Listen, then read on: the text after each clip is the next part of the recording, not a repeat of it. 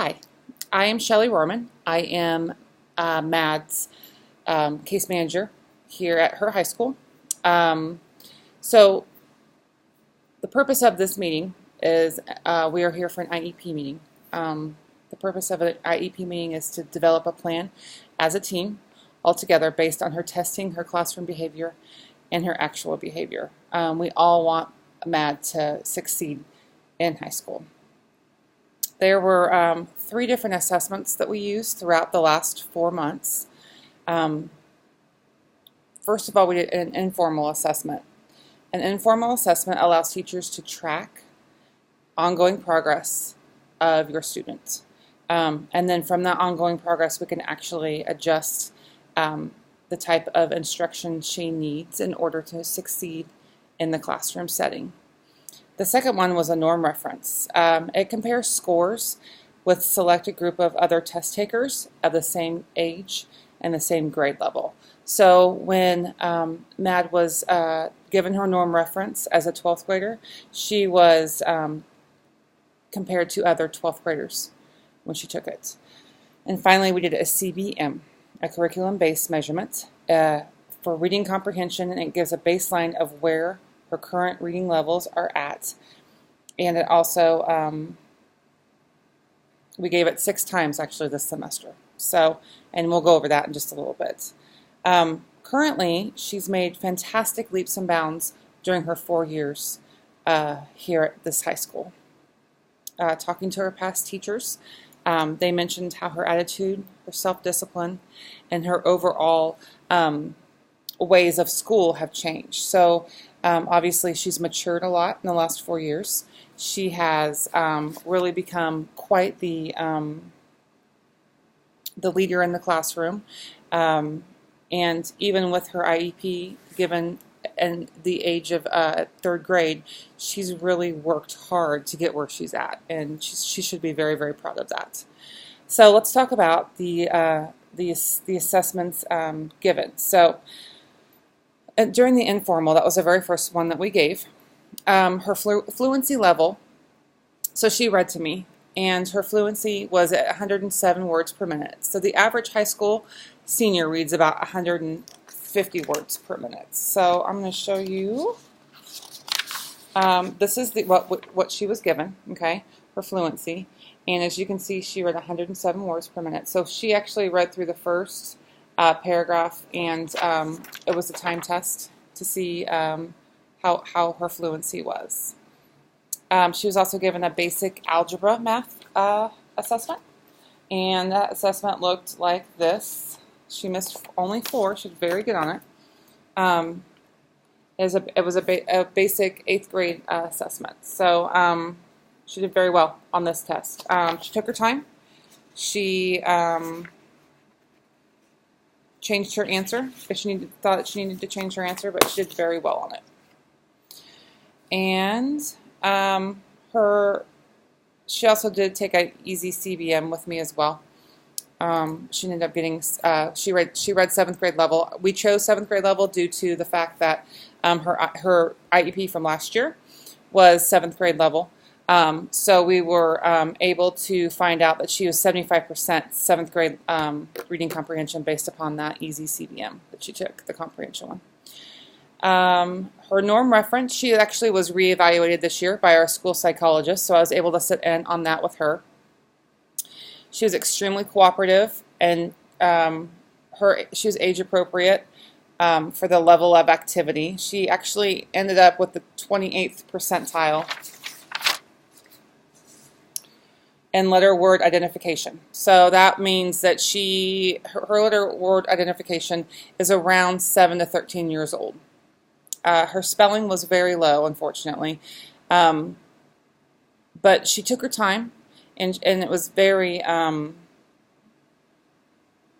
the levels were between 0 and 10 years of age.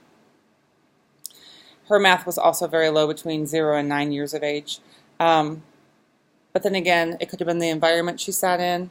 It could have been who she was testing with. Her and I have developed a very strong relationship, so I think that she's very comfortable around me, and I think the more comfortable she is around her teacher, the better she seems to do. So The third and final test that we did was a CBM, so it was a curriculum-based measurement. These tests were administered on October 2nd, October 9th, October 16th, October 23rd, October 30th, and November 6th. So we sat together for about an hour each week.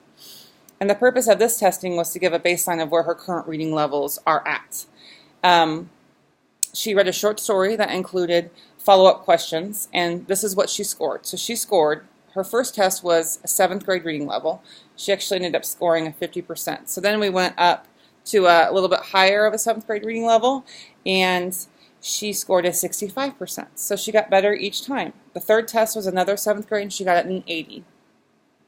So every time she took a test with me, I would bring her hot chips or a Hershey bar. Those were her two types of her favorite snacks to have. So by the fourth test, 8th grade, she moved up. She ended up doing a 60%, which was really great. Another 8th grade test after that was 65%.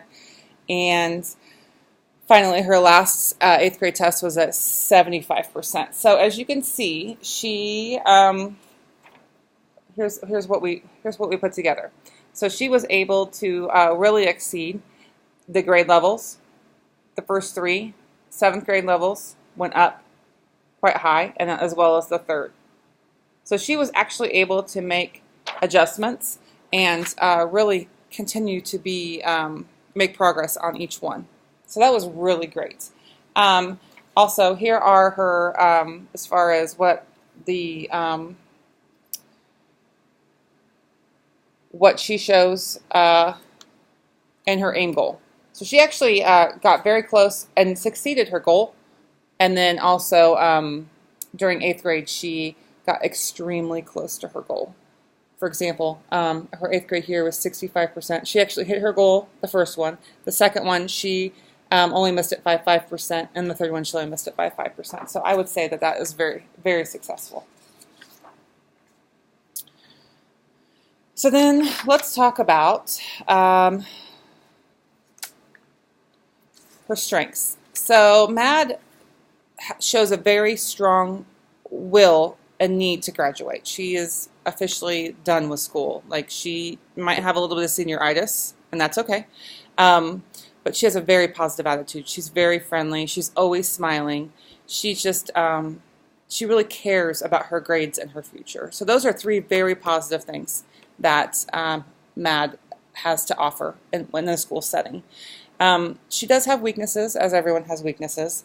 She does have a lower self-esteem, which is okay. We all struggle with low self-esteem. She does have a tendency to skip class more than I would like her to skip class, and she has a hard time, participating in classroom discussions. So I think that she's afraid that she is maybe wrong and doesn't want to participate. Do you feel that way, Mad? Yeah. So those are 3 weaknesses that we see on the school end. So, Mom, what do you see as far as her student strengths and her weaknesses? Okay, so now we're going to move on to a couple of short-term goals. And short-term goals are the very, very near future. The first thing we're going to do is we're going to put academics first. So we're going to set up a schedule for studying. We're going to talk to the teachers, have her talk to the teachers when needed. If she needs help with that, I will happily help talk to the teachers. I know she's a little bit shy sometimes. Keep grades up in order to walk across that stage in May. That's our very first short-term goal. So that's just this school year, especially since we only have 3 weeks left of her very last first semester. And the second thing we're going to do is we're going to plan for college. So we're going to figure out a time to really get that ACT score up. How can we get that ACT score up? And then we're going to actually set some time aside per week and go and sit and talk with our College and Career Center and have them help us make a goal for her to figure out really what school is best for her next year. Because we know you want to go to school, and we know that you are willing to try your best to get into classes. That is your goal. And then as far as 2 long-term SMART goals, the first one is we really want to, even though it's a year away, that's, seems like a long time away. Let's get through that first year of college with a 3.25 GPA, with again putting the emphasis on academics first. So not only are we going to use the short-term goal of this year for the long-term goal of next year, we're going to really set up a schedule time, make sure that you talk to your professors when you need to talk to your professors. You need to make sure you keep those grades up in order to get that 3.25 GPA. And the second one, long-term goal, is like way long-term, but it is to graduate college in 4 years. Take the classes you need to take. Use your accommodations when you need to use your accommodations. This IEP is going to follow you to college, so I want you to make sure that that the professors understand that you are there to graduate, that you are there to learn, that that is your goal. And those accommodations don't go away. Like if you need 1.5 times to take that exam, you use that, okay? So, do you guys have any questions about the SMART goals? Okay. So as you as parents and family, how can you help push Mad and help her succeed and really support and help her? So as her parent, you play an equal role in Mad's IEP. You know her strengths and her weaknesses, and your input is extremely valuable. Your support at home, checking in on her grades, and making sure her attendance, she's always at school, is key. I check in once a day with her to make sure she's there. I check in to make sure she's doing okay, but I want to make sure that she knows which class I come to, and I will randomly go to another class. But if we play together, if we work together, we can really make sure that this year she's extremely successful, and it will move into next year in college, because college is a whole different ballgame. Okay, do you have any questions or input for that? Okay. So, in conclusion of this IEP, I've really enjoyed getting to know her this year. I'm new to special education, and she's new to my caseload, and I truly enjoy being around her. She's really a sweet girl, and she really wants to succeed. And I believe with these assessments and her attitude and her drive and her willingness to want to succeed, I think that and if we all work as a team, that it can definitely happen. So, is there any questions or concerns that you have for me, or any input you would like to give towards this IEP? Okay, thank you for your time.